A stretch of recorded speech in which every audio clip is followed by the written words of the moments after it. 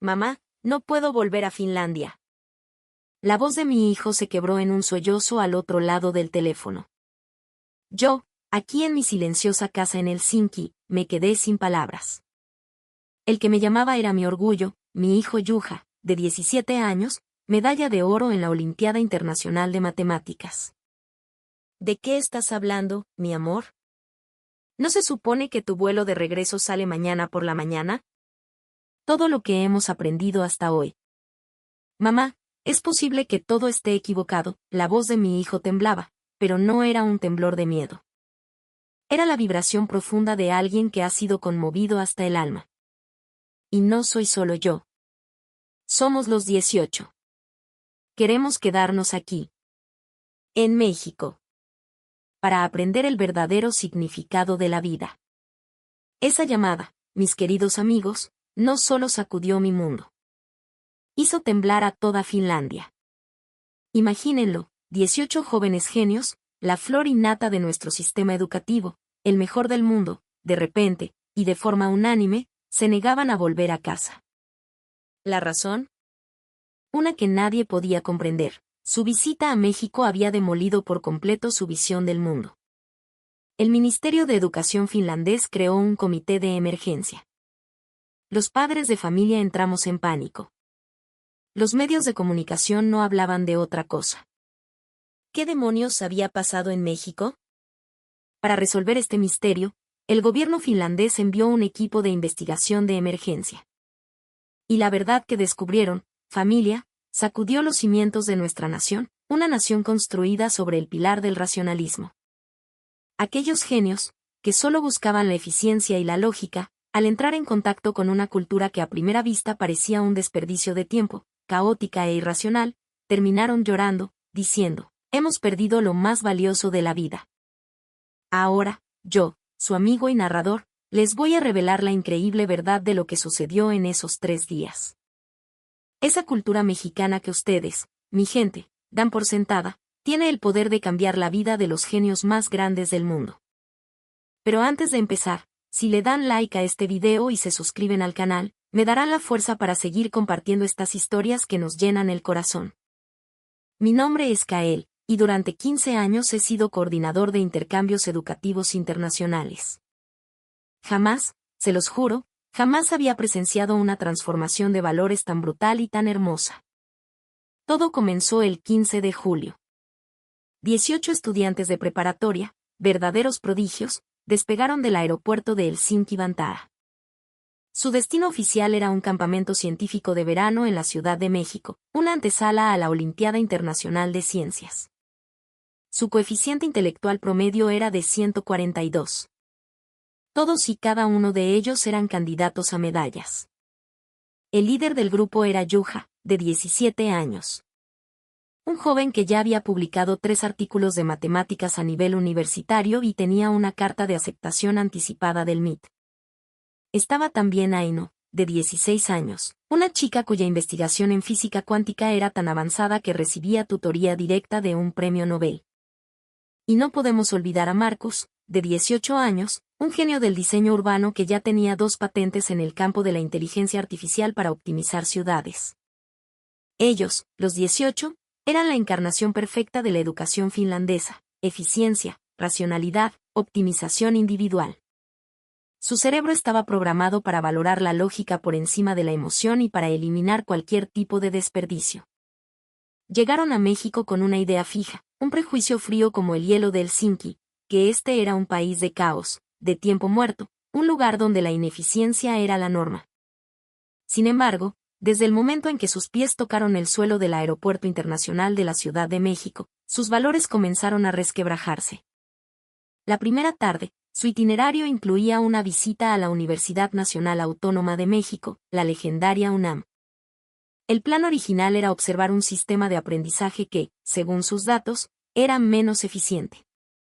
Pero lo que vieron en los pasillos y jardines de Ciudad Universitaria, después del horario de clases, fue un espectáculo que sus mentes lógicas no pudieron procesar. ¿Por qué los estudiantes no se van a sus casas si las clases ya terminaron? La pregunta de Juha era completamente natural para él. En Finlandia, el tiempo después de la escuela es personal. Desde una perspectiva de eficiencia, lo más lógico es irse a casa a estudiar por tu cuenta. Pero en los prados de la UNAM, cientos, quizás miles de estudiantes permanecían allí voluntariamente. No estaban estudiando de la manera que ellos conocían. Un grupo tocaba la guitarra bajo un árbol, otros jugaban una cascarita de fútbol improvisada, mientras que más allá, un grupo de estudiantes de ingeniería se arremolinaba en torno a una pizarra móvil, debatiendo acaloradamente sobre una ecuación.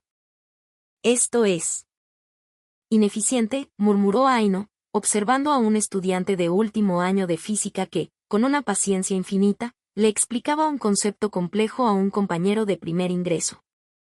No le pagaban, no obtenía créditos extra, no había una recompensa tangible. Marcus, el experto en optimización, no pudo contenerse y se acercó al grupo. ¿Por qué sacrificas tu propio tiempo de estudio para enseñarle a alguien más? Le preguntó al joven que enseñaba, un chico llamado Mateo. Mateo, un chilango de sonrisa fácil, se encogió de hombros y respondió con una naturalidad que los desarmó. Pues, porque el que enseña, aprende 2 veces, ¿no, carnal? Al explicarlo, yo mismo lo entiendo mejor. Luego, con un poco de pena, añadió, y pues, porque a mí me ayudaron así cuando yo no entendía nada. Ahora me toca a mí echarle la mano a los nuevos. Esa frase dejó a los genios finlandeses sin palabras. Si lo analizaban racionalmente, era una pérdida de tiempo. Un sistema ineficiente de transferencia de conocimiento. Sin embargo, en la cara de Mateo, en la gratitud del otro chico, había algo que ninguna métrica podía cuantificar. Un calor, una conexión que sus fríos algoritmos no podían procesar.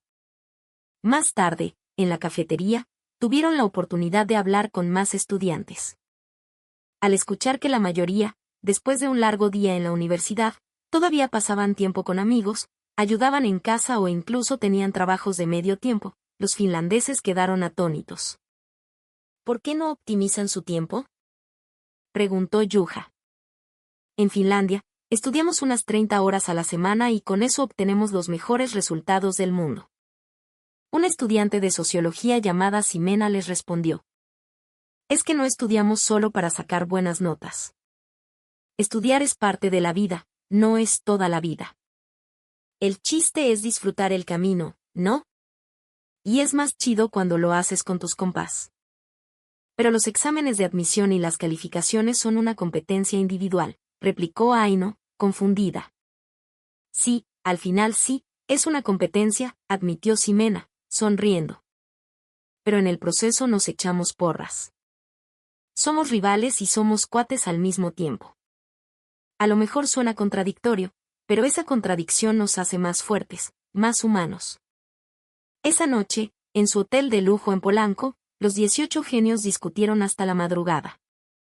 La racionalidad que hemos aprendido. ¿Es realmente correcta? Fue Juha quien rompió el hielo. Nuestro sistema busca maximizar el potencial individual a través del aprendizaje eficiente, dijo Marcus, casi como si estuviera recitando un manual. Pero los estudiantes que vimos hoy en la UNAM tenían algo que nosotros no tenemos, murmuró Aino, con la mirada perdida. ¿Calidez humana?, susurró Emma, otra de las chicas. Sí. Calidez. Un calor que la búsqueda implacable de la eficiencia jamás podría producir. El segundo día les esperaba un impacto aún mayor. El programa los llevó a Oaxaca, un viaje cultural diseñado para mostrarles el folclore. Ellos lo veían como una distracción ineficiente de su preparación científica. Al llegar, los llevaron a un taller de barro negro en San Bartolo Coyotepec. Ahí, sus paradigmas no solo se rompieron, sino que se hicieron polvo. Conocieron a la maestra Elena, una mujer zapoteca de 72 años, con manos agrietadas por la tierra y una mirada que contenía siglos de sabiduría. Llevaba más de 50 años dedicada a moldear el barro. ¿Por qué llevas 50 años haciendo lo mismo?, preguntó Marcos, siempre pragmático. ¿No sería más eficiente usar una impresora 3D para producir estas vasijas? La maestra Elena sonrió con una dulzura que lo desarmó. Una máquina puede hacer algo preciso y rápido, sí, mijo. pero no tiene alma. Dijo mientras acariciaba un trozo de barro crudo, sus dedos moviéndose con una intimidad profunda. Yo tardo semanas en terminar una sola pieza. Cada día hablo con el barro, escucho lo que me pide, sigo sus vetas y poco a poco, muy despacio, le voy dando forma. En ese tiempo, mi corazón se va metiendo en la arcilla. ¿Corazón? Eso no es científico, objetó Aino, confundida. ¿Y tú crees que la ciencia lo puede explicar todo, Gerita? La pregunta de la maestra Elena resonó en el silencio del taller. Los genios no supieron qué responder. ¿No será que ustedes, por buscar tanto la eficiencia, han perdido algo muy valioso en el camino? La maestra continuó, su voz suave pero firme. Invertir tiempo, dedicarle tu esfuerzo, tu cariño, eso tiene valor por sí mismo. La pieza no es solo el resultado, es el viaje. Y en ese viaje, mi propio espíritu se va puliendo. El tiempo no es dinero, mijos. El tiempo es vida que se le sopla a la obra. Esa frase "el tiempo es vida" se clavó en la mente de los 18 jóvenes. La educación finlandesa valoraba llegar al objetivo de la forma más rápida y eficiente posible. Pero la filosofía de la maestra Elena era completamente opuesta. Lo importante no era el destino, sino el proceso, el camino. Por la tarde, visitaron un taller de textiles zapotecos en Teotitlán del Valle. Vieron a familias enteras, desde niños hasta ancianos, trabajando juntos en telares de cintura, tejiendo patrones complejos que contaban historias de sus ancestros. ¿Por qué siguen usando estas técnicas tan lentas? ¿Hay telares industriales mucho más rápidos?, preguntó Yuja. Un joven tejedor, llamado David, detuvo su trabajo. Porque cada hilo que pasamos es una palabra que le decimos al tapete. Mi abuelo me enseñó este diseño, y a él se lo enseñó su abuelo. Si lo hacemos con una máquina, la historia se calla. El tapete tendría colores, pero no tendría voz. Esa noche, la discusión en el hotel fue aún más intensa. Quizás nos hemos enfocado tanto en la eficiencia que hemos ignorado el valor del proceso, dijo Yuja, pensativo. La demostración de un teorema matemático. Reflexionó Marcus en voz alta, tal vez lo hermoso no es solo llegar a la respuesta, sino el camino de pensamiento que te lleva hasta ella. En Finlandia solo se evalúa el resultado, dijo Aino, conmovida. Pero aquí, el esfuerzo, la dedicación, el proceso mismo. Tiene un valor propio. El tercer día les esperaba el golpe de gracia, el impacto final que lo cambiaría todo. Visitaron una comunidad en las afueras de la ciudad de Oaxaca que todavía se estaba recuperando del devastador terremoto de 2017. Estaban allí para conocer a un grupo de voluntarios liderado por don Javier, un hombre que había perdido su casa en el sismo pero que, desde entonces, dedicaba su vida a coordinar la reconstrucción del centro comunitario. ¿Por qué hace esto?, preguntó Yuja, tratando de aplicar su lógica. Racionalmente, su prioridad debería ser reconstruir su propia vida, su patrimonio. Don Javier, un hombre robusto de manos callosas, los miró con serenidad. Cuando pasó el temblor, gente que yo ni conocía vino a ayudarme, a darme un taco, a quitar escombros. Ahora, me toca a mí devolverle un poco a la comunidad. Ese es como el tequio. ¿Tequio?, preguntó Marcus. Es una palabra de nuestros antepasados. Significa trabajo colectivo para el bien de todos. No te pagan, no es una obligación legal. Es un deber del corazón. Si la comunidad está bien, todos estamos bien. Mientras don Javier hablaba, en el centro comunitario se desarrollaba una escena que los dejó boquiabiertos. Los vecinos trabajaban juntos, levantando un muro, compartiendo herramientas, riendo. Eran personas que lo habían perdido casi todo, pero se preocupaban más por el bienestar del vecino que por el suyo propio. ¿Por qué ayudan a otros si ustedes mismos pasaron por tantas dificultades?, preguntó Aino, con los ojos llenos de lágrimas que no entendía. Una abuelita de 70 años, doña Elvira, que estaba sirviendo agua de Jamaica a los trabajadores, se acercó a ella. Escuchó su pregunta, le secó una lágrima con su pulgar y le dijo con la simpleza de la verdad más pura: «Híjole, mija, es que si no nos echamos la mano entre nosotros, no sobrevivimos».